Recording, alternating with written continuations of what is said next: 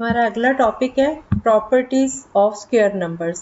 पहली property, a number having 2, 3, 7 और 8 at units place is never a perfect square.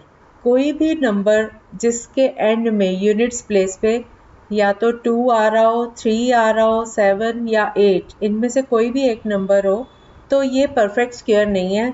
हम सिर्फ नंबर को देख के उसके यूनिट्स प्लेस का नंबर चेक करके ही बता सकते हैं कि ये परफेक्ट स्क्वायर नहीं है।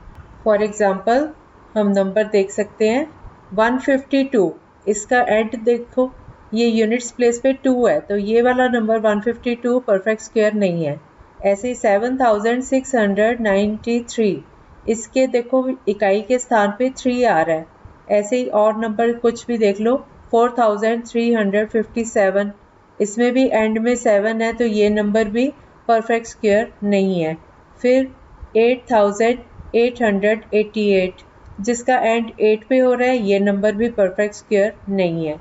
तो हमने पहली प्रॉपर्टी जानी कि जिसके एंड में 2, 3, 7 या 8 हो, ऐसा नंबर परफेक्ट स्क्वायर नहीं हो सकता।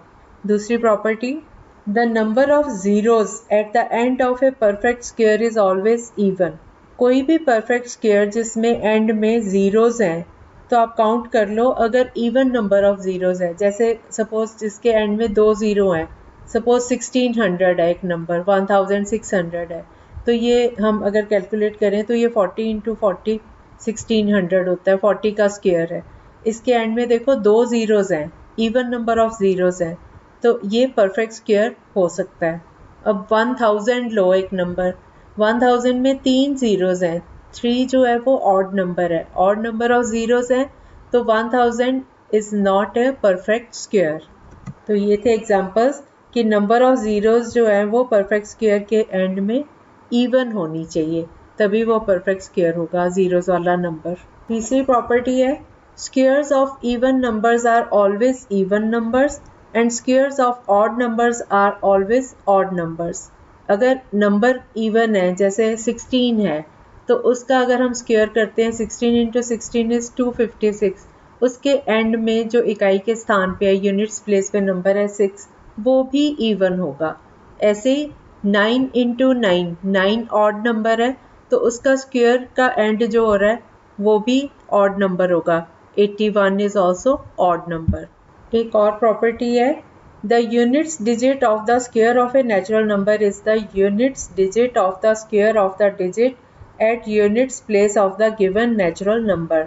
अगर कोई भी हमें नंबर दिया हुआ है, इसका ये मतलब है कि जो यूनिट्स प्लेस पे डिजिट है square of a natural number का, वो दिए हुए नेचुरल नंबर के यूनिट्स प्लेस वाले नंबर का स्क्वायर है।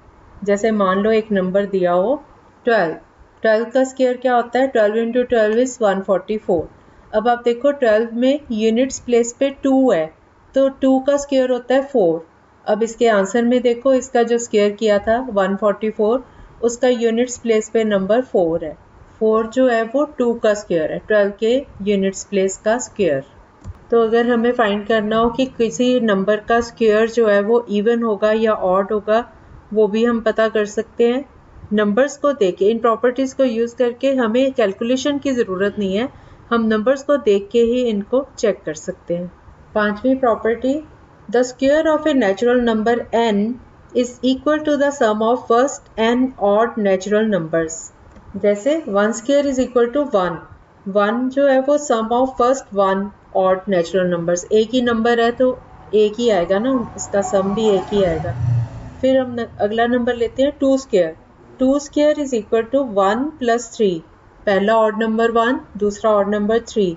क्योंकि ये 2 का स्क्वायर था तो ये हमने 2 ही नंबर लेने, 1 और 3, 1 और 3 का सम हो गया 4, तो 2 square is equal to 4, sum of first 2 odd natural numbers 1 और 3। एक और नंबर लेते हैं हम 3 स्क्वायर।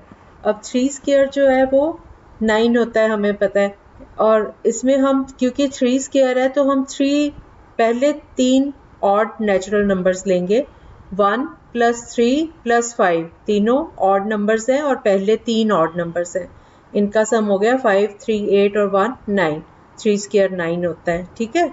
उसके बाद 4 स्क्वायर, 4 स्क्वायर में हम पहले 4 ऑड नंबर्स लेंगे 1 + 3 + 5 + 7 इनका सम हो गया 16 4 स्क्वायर इज 16 तो 4 स्क्वायर आ गया sum of first 4 odd natural numbers. इसी तरह से 5 स्क्वायर इज इक्वल टू अब 5 टाइम्स पहले जो 5 ऑड डिजिट्स हैं 1 3 5 7 और 9 इनका सम लेंगे तो ये आ गया 25 sum of first 5 odd natural numbers. और एक जनरल नंबर ले लेते हैं n जहाँ n की कोई भी वैल्यू हो सकती है तो एक हमने जनरल फॉर्मूला बना लिया n² is equal to sum of first n odd natural numbers.